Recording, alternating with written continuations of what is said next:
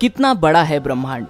दोस्तों, ये एक ऐसा सवाल है जिसका सही जवाब शायद मैं आपको न दे पाऊं, लेकिन ये वीडियो देखने के बाद आपको ये पक्का यकीन हो जाएगा कि आपका जीवन एक मोह माया है और आप उसमें फंसे हुए हैं। आप इस धरती पे इंसानों की प्रजाति के 7.5 अरब लोगों में से एक हैं जो इस समय इस वीडियो को देख रहे हैं।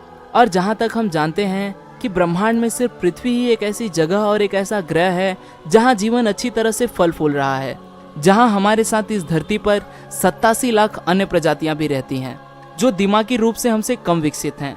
लेकिन हम इस धरती पर नेचुरल सिलेक्शन और अपने पूर्वजों की मेहनत की वजह से ज्यादा विकसित हो गए हैं। इसलिए हम इस धरती के देवता हैं। हम पेड़ों को काट सकते हैं, समुद्र और नदियों के पानी को गंदा कर सकते हैं, जानवरों को मार के खा सकते हैं और तरह तरह की विषैली गैसें छोड़कर हमारे वायुमंडल को गंदा कर सकते हैं। दोस्तों, आपको विश्वास नहीं होगा कि आपकी पृथ्वी कितनी मूल्यवान है। पृथ्वी हमारे सौरमंडल में हैबिटेबल जोन में होने के साथ यहाँ लिक्विड वाटर, औसतम गुरुत्वाकर्षण, ऑक्सीजन के साथ यहाँ ऐसी कई अनुकूल परिस्थितियां हैं जिसकी वजह से यहाँ जीवन संभव हो पाया है, जो हर किसी ग्रह पर होना संभव नहीं है। चलिए अब हम जान लेते हैं कि हमारा ब्रह्मांड कितना बड़ा है। शुरुआत करते हैं पृथ्वी से। पृथ्वी हमारे सौरमंडल का तीसरा ग्रह है और इसका तारा सूर्य व्यास के आधार पर इससे 109 गुना अधिक बड़ा है। ब्रह्मांड में हमारा सोलर सिस्टम हमारे पते की पहली लाइन है। अब चलते हैं दूसरी लाइन पे कि हमारा सूर्य कहाँ है। हमारे सूर्य और उसके आसपास वाले तारों को मिलाकर एक तारामंडल बनता है, जिसे हम इंटरस्टेलर नेबरहुड भी कह सकते हैं, यानी हमारे सूर्य के आसपास वाले तारे।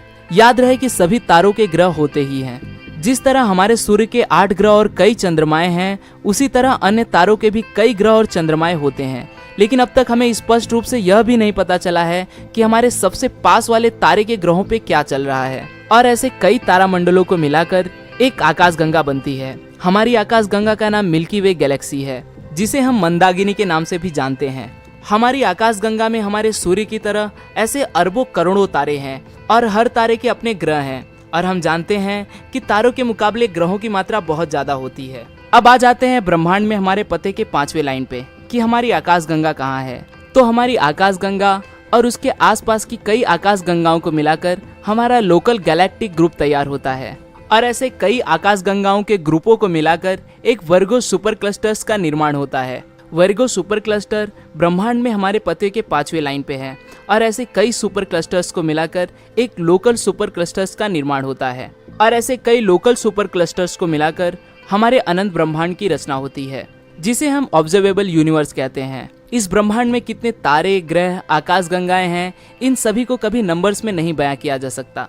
हमें अपने इस विशाल सृष्टि का कोई अंत नहीं पता, क्योंकि हम ब्रह्मांड में एक तय सीमा तक ही देख सकते हैं। कई विशेषज्ञों और धार्मिक किताबों का मानना है कि हम जितना भी ब्रह्मांड के बारे में जानते हैं वो सब एक विशाल महासागर के बूंद के बराबर है, यानी हमारे ब्रह्मांडों के भी महाब्रह्मांड हो सकते हैं। अब दोस्तों, दूसरा सबसे बड़ा सवाल यह है कि ये सब तारे, ग्रह, मैटर, समय, ये सब चीजें अस्तित्व में कैसे आई। तो इसके पीछे महाविस्फोट यानी बिग बैंग थियरी नामक सिद्धांत है, जिसको स्टीफन हॉकिंग्स ने समझाया है। हालांकि इनके इस सिद्धांत पे पूरा विज्ञान जगत विश्वास करता है। तो चलिए हम भी इस वैज्ञानिक पे विश्वास करके इनके बिग बैंग थियरी को समझ लेते हैं।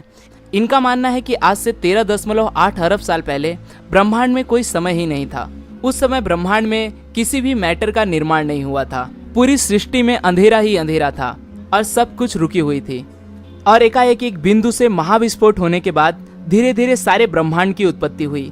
मान लीजिए कि एक छोटी सी बॉल है और उस बॉल में सारी आकाशगंगाएं, समय, तारे, ग्रह, ब्रह्मांड के सभी मैटर उस बॉल में मौजूद हैं। और आज से 13.8 अरब साल पहले इस छोटी सी बॉल में महाविस्फोट होता है, जिसके चलते ब्रह्मांड में सभी मैटर का निर्माण होता है। ये आकाशगंगाएं, तारे, ग्रह और ब्रह्मांड के सभी मैटर इस बिंदु से बने हुए हैं। इस बिंदु में महाविस्फोट होने के बाद ही हमारा ब्रह्मांड अस्तित्व में आया। इसके साथ साथ स्टीफन हॉकिंग्स का ये भी मानना है कि भगवान ने इस ब्रह्मांड को नहीं बनाया, क्योंकि जब 13.8 अरब साल पहले ब्रह्मांड में समय ही नहीं था तो कोई कैसे इस ब्रह्मांड को बना सकता है। चलिए दोस्तों, मान लेते हैं कि भगवान ने ब्रह्मांड को नहीं बनाया, क्योंकि पहले ब्रह्मांड की रचना हुई, फिर हमारी पृथ्वी बनी और पृथ्वी पे कई तरह का जीवन बनना शुरू हुआ और उनमें से इंसान उभर कर आया, कई तरह की कहानियां बनी और भगवान का जन्म हुआ। और वैसे भी इस विशाल ब्रह्मांड के पैमाने पे ये मानना बिल्कुल गलत होगा कि पृथ्वी पर जन्मी किसी इंसानी प्रजाति ने ब्रह्मांड को बनाया। लेकिन जिस तरह किसी इंसान के दिमाग में कोई पॉजिटिव थॉट बैठ जाता है तो वे धीरे धीरे उस पर अमल करके अपने आप को सही कर लेता है, ठीक उसी तरह जो व्यक्ति भगवान का स्मरण करता है उसे भगवान से पॉजिटिव एनर्जी मिलती है। उससे उसका आत्मविश्वास बढ़ता है। उसे ऐसा लगता है कि उसके साथ कोई है जो उसकी रक्षा कर रहा है और भगवान से उसे पॉजिटिव एनर्जी मिलती है। अब आप उस पॉजिटिव एनर्जी का चाहे इस तरह इस्तेमाल करें, चाहे इस तरह, चाहे इस तरह, चाहे इस तरह, वो आपके ऊपर है। अब भी दोस्तों कई ऐसे सवाल हैं जिसका सही जवाब विज्ञान को भी नहीं पता, लेकिन किसी चीज से हार मान लेना, किसी चीज पे आंख बंद करके विश्वास कर लेने से ज्यादा अच्छा है कि हम सच्चाई जान सकें। आज के लिए दोस्तों बस इतना ही। वीडियो